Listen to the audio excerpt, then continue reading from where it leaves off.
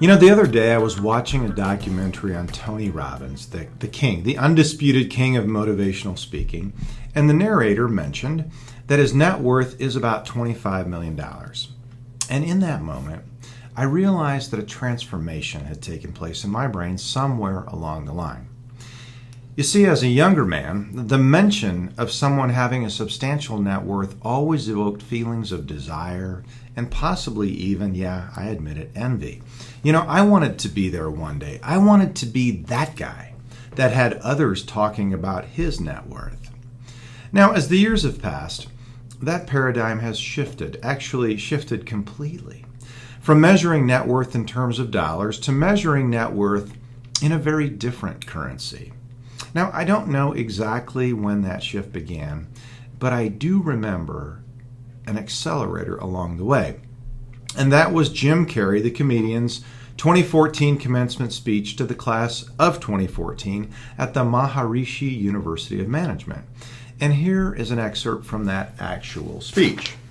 He says, "When I was about 28, after a decade as a professional comedian, I realized one night in LA that the purpose of my life had always been to free people from concerns. When I realized this, I dubbed my new devotion the Church of Freedom from Concern, the Church of FCC, and I dedicated myself to that ministry." What's your purpose? How will you serve the world? What do they need that your talent can provide? That's all you have to figure out. As someone who has done what you are about to go and do, I can tell you from experience, the effect you have on others is the most valuable currency that there is. And in that moment, I realized that Jim Carrey, the funny guy, is a very intelligent and sometimes very serious guy. And I also realized that Jim Carrey and I have the same job. We both are in the business of freeing people from their concerns. He does it with comedy, of course. I do it with therapy. I remember the day that I watched that video. Something inside of me stirred as I realized that he was exactly right about the most valuable currency. It isn't money. In fact, it is so far from the top, money that is, that it isn't even funny. One might argue with Jim that the effect we have on others might not be at the very top. Maybe at the very top is the effect we have on ourselves.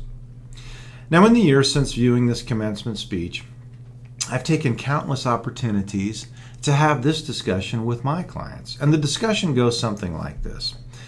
What is the best return on your investment for an hour that you spend doing anything? My clients usually struggle with this a bit because they automatically go to money. I gently lead them to think outside of the box and consider other things that we might view as currency or as payment or anything of value that we might get back for an hour that we might spend. I also encourage them to think about all the things that we do or could do with an hour of our time that would produce currency of the non-dollars and cents variety. Now, I happen to believe that the most valuable currency, for me anyway, is the return on investment for hours that I spend on myself. Let's start, for instance, with exercise. I can't even begin to list all of the benefits gained from exercising for at least an hour every day. And the more vigorous the exercise, the bigger the return on that investment. From physical health to stamina to boosting our immune system, energy, and overall great feelings from the endorphins that are released and the cortisol that's burned up in the process. And perhaps there are a dozen more returns on this investment.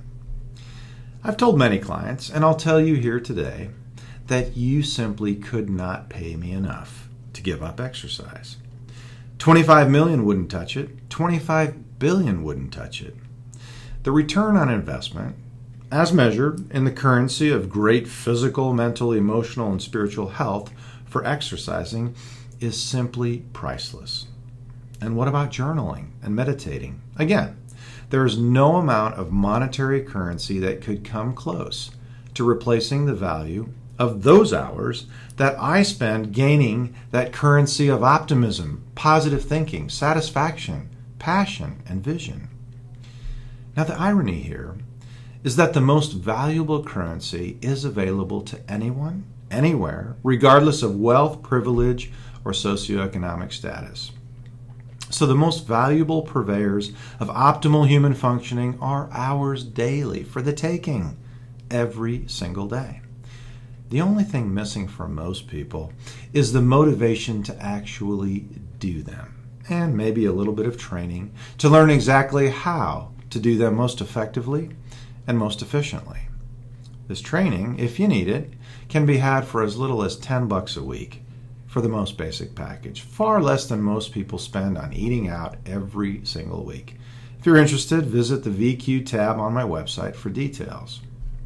So perhaps the greatest currency of all is mastering the art of motivation, actually making that investment in the first place, and making that investment in ourselves every single day for the rest of our lives. Then, and only then, can anyone truly optimize that effect that we have on others. Think about it. How can I help another person to be free of concern if I have not mastered it myself, right? It's just obvious to me. Now, I have not yet had the privilege of meeting Mr. Tony Robbins, but it's on my bucket list. And when I do, and I will, trust me, I will, I'm going to ask him if he would either give up his $25 million or the investment he gets to make every day in his own destiny and the destiny of the millions of lives he touches with his powerful, motivating rhetoric if he were forced to choose. Actually, I take that back. That would be a dumb waste of a question. I'm pretty darn sure that I already know the answer. So what'll it be for you? What currency matters the most to you? And what are you willing to do to increase your net worth?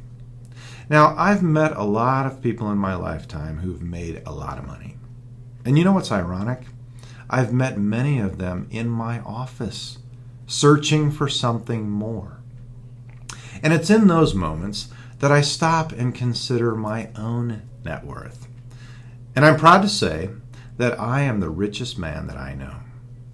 Now, that may change when I meet Tony, but it's okay. I'd be happy to settle for a tie.